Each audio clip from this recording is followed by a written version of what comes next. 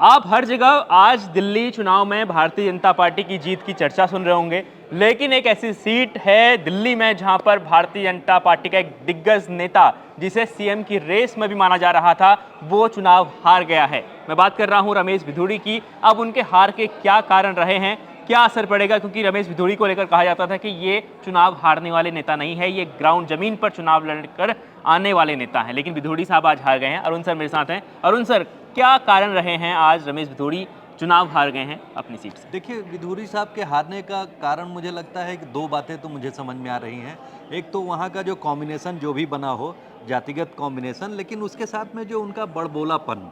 जो जो anti women speech हुआ, मुझे लगता है कि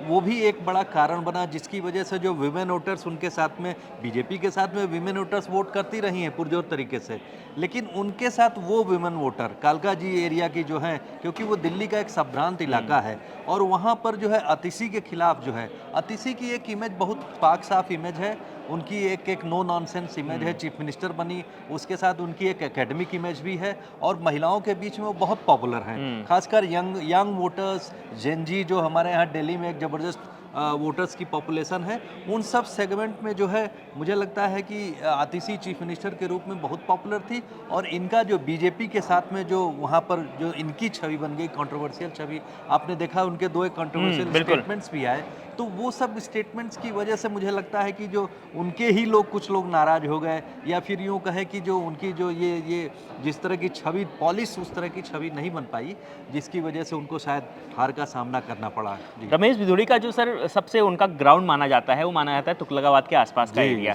लेकिन उस बार उनको वहां से हटाया गया, कालका जी लाया गया और उनका लोकसभा का टिकट भी उनको नहीं मिला। तो क्या आपको लगता है कि बीजेपी कहीं ना कहीं उनको साइडलाइन करना चाह रही थी? नहीं, बीजेपी ने, देखिए, बीजेपी के वो बड़े नेता थे, लोकसभा में जीतते थे, उन्होंने सदन में एक ऐसा स्टेटमेंट दे दिया था जिसकी वजह से बीजेपी को बहुत एम्बैरेसमेंट झेलनी पड़ी थी। उस एम्बैरेसमेंट के वजह से उनको लोकसभा में टिकट नहीं दिया गया। उसके बाद में जिस तरह से उन्हें आतिशी के खिलाफ लड़ाया गया, अगर वो जीतते तो बहुत बड़ी उपलब्धि होती उनके, लेकिन जिस तरह से आपने कहा राजनीति में इस तरह की बात, इसकी भी संभावना हो सकती है कि जीतते हैं तो आपका कद बना रहेगा, अदरवाइज फिर आपको सोचना पड़ेगा। हम आपको मौका जरूर दे रहे हैं, तो पार्टी में, राजनीति में इस तरह की बातें चलती रहती हैं, लेकिन मैंने कहा कि छवि को लेकर बीजेपी जिस तरह से छवि को लेकर कॉन्शियस रहती है, अपनी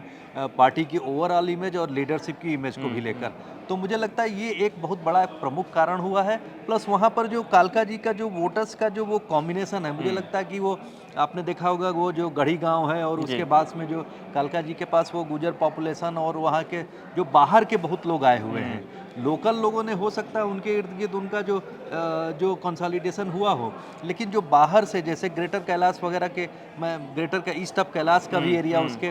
इर्द गिर्द दिखता है, तो वो जो वोटर्स का जो नए लोगों का पॉपुलेशन है, जो बाहर से आके वहाँ पर अपने फ्लैट्स वाले में उसमें रह रहे हैं लोग, मुझे लगता है उनके बीच में वो उतना पॉपुलर नहीं हो पाए। वैसे मार्जिन बहुत बड़ा नहीं है, लेकिन फिर भी जो है ये जीत जो है, ये हार जो है, उनके लिए, बीजेपी के लिए बहुत सेटबैक है एक तरह से। बिल्कुल, तो लगातार भारतीय जनता पार्टी की इस बार जो कोशिश थी, आपने देखा होगा हर सीट पर कि जितने भी दिग्गज नेता हैं, खास तौर पर आम आदमी पार्टी के, उनको हराने के लिए उन दिग्गजों को उतारा गया। जैसे प्रवेश वर्मा का मैं नाम बताऊं, अरविंद केजरीवाल को उन्होंने चुनाव हरा दिया है। ऐसे ही आतिशी जो कि मुख्यमंत्री हैं